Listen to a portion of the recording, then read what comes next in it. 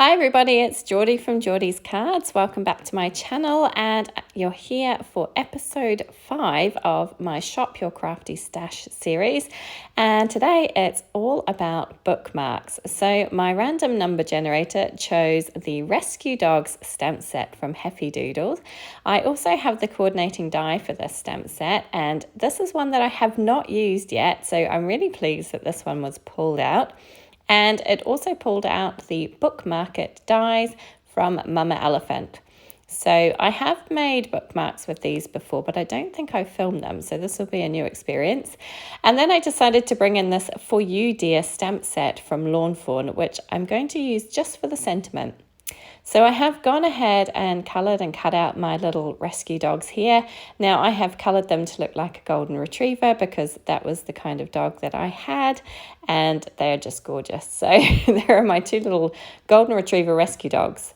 I have cut out 2 bookmarks from some solid white cardstock and then 4 from some pattern paper. Now I just used some scraps that I had in my pattern paper scrap bin and just went with whatever I had.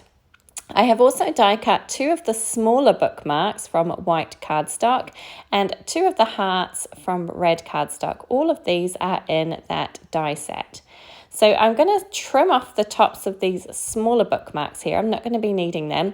And now I'm going to do some creative stamping to make my sentiment. So my sentiment is going to read, "Thanks for saving my place." So there are bits and pieces from various stamps in here that I'm going to use. And it takes me a little while. I've got my fingers crossed there that it worked out. And it did, pretty much. I mean, it's a little bit off center, but I'm living with it. I'm okay with that. I couldn't be bothered taking the time to mask everything off, but I managed to mask some of it off and create my sentiment. So I'm quite happy with that. So now I'm just going to go ahead and remove the kind of centers from those top tab parts, and I'm going to start gluing everything together. I just had a little bit of something on this paper here, and it looked like a little bit of glue, so I was just trying to remove it with my adhesive rubber. And now I'm just going to use my liquid glue to attach a piece of pattern paper to the front side and the back side of my bookmark. So this is going to make it nice and sturdy. You don't need to go through all these steps. You could just cut from pattern paper or plain cardstock.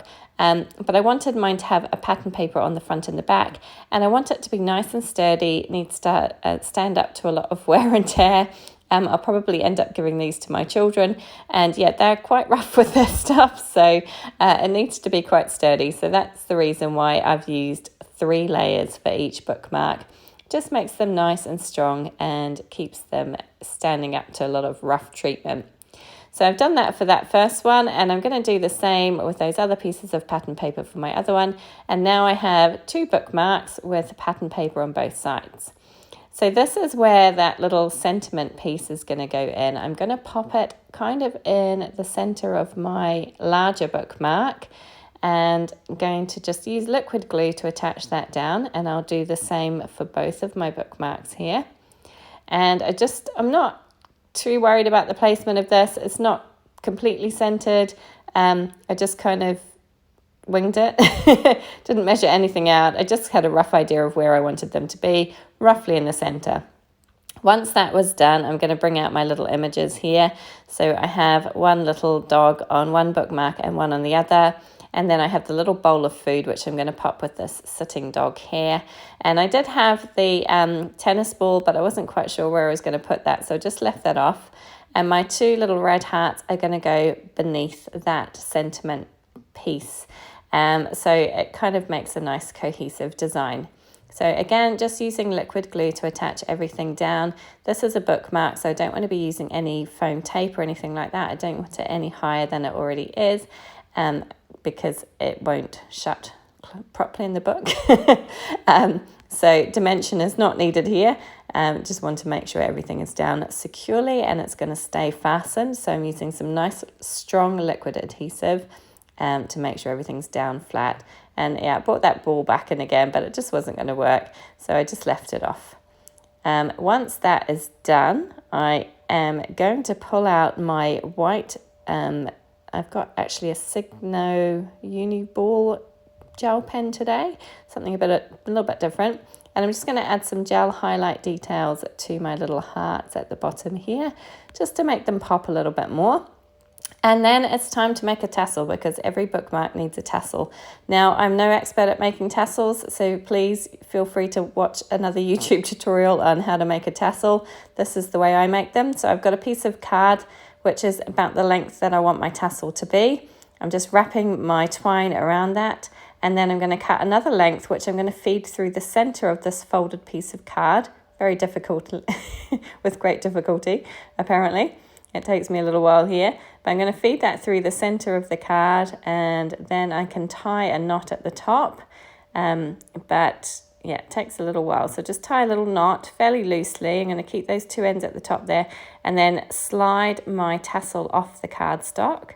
And once it's off, I will tie that knot nice and tightly and just get it all nice and secure. So I was having difficulty finding out which end was which. As I say, don't follow my tutorials on tassels, go and watch another YouTube video. But once that's done, I just tied that nice and tightly at the top there. And now I'm going to create a little kind of band around the top to hold my tassel down and nice and secure. So I'm going to cut another length of twine, make it relatively long, not too long, but longish, and fold it in half. And you're going to have the looped end at the bottom of your tassel, and then just take one of the ends of those pieces and start wrapping it around to kind of create that top knot piece at the top of my tassel. Once that is done, you kind of take that looped bit that you've left at the bottom and thread that around the end of the bit you've just wound around the tassel, and you're going to pull the other end, the longer end, tight so that it pulls the loop and holds that end securely, kind of fastens in a knot. Pull it nice and tight, nice and secure so it's firm. And then with preferably a lot sharper scissors than I have, because my scissors are terribly blunt, you're going to trim the ends and just make it kind of nice and neat. That is pretty much the tassel done. But of course you need to add a little bead on. You can see how terrible my scissors are. I really need to invest in some better scissors. So you're just going to trim the ends, and then you're going to make sure it's nice and neat, so kind of get them roughly even with each other. And once that is done, I wanted to add a bead because I just like to go that little bit extra. So I have these little wooden beads. I just bought these at my local kind of Japanese dollar store type thing.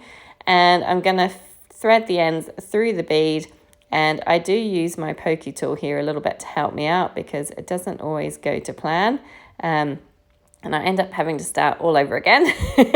But this time around it does work. So kind of pushing it in, and then I'm going to use my pokey tool thing to kind of poke the ends up and through the bottom of the bead. It's a little bit thick to use a needle, so you couldn't really thread it through with a needle, but we get there eventually. And my bead is attached. Now I'm just going to tie a little knot at the top. Again, trim off those ends to make it nice and neat. And then I'm going to thread it through my bookmark and tie it on so it's all attached. Now, as I say, I'm not an expert at making tassels, and this is probably not the neatest way of making them, but it works for me, and I think it looks kind of sweet. And obviously having a tassel on your bookmark just makes it that little bit extra, doesn't it? And that is it. That is my project completed today. And as I say, I'll be handing these on to my children to use. Thank you so much for watching today. If you liked it, please do give it a thumbs up. Please feel free to leave a comment. I'd love to hear from you. And please subscribe to my channel. I'd love to see you come back again. Thanks for joining me.